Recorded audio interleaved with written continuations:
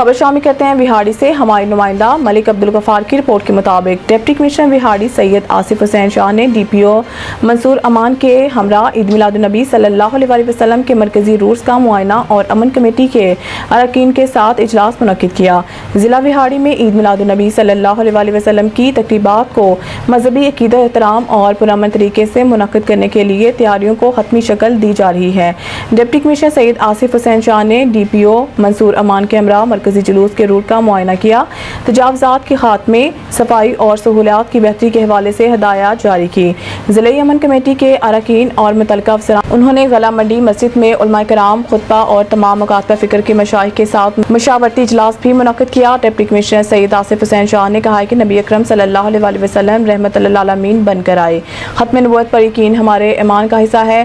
عاشورہ کی طرز پر عید میلاد النبی کے جلوس اور محافل کی سیکیورٹی اور دیگر اقدامات کیے جائیں گے۔ ضلع میں فرقہ واریت، مذہبی ہم آہنگی اور امن کی مثالی فضا کو برقرار رکھنے کے لیے ضلع انتظامیہ کے ساتھ تعاون کیا جائے۔ ڈی پی او منصور امان نے کہا کہ Punjab police full proof security کے لیے ہر ممکن اقدامات کرے گی۔ ضلع امن کمیٹی کے اراکین اور شہری بھی ارد گرد کے ماحول پر نظر رکھیں، مشکوک سرگرمی نظر آنے پر انتظامیہ کو بروقت اطلاع دی جائے۔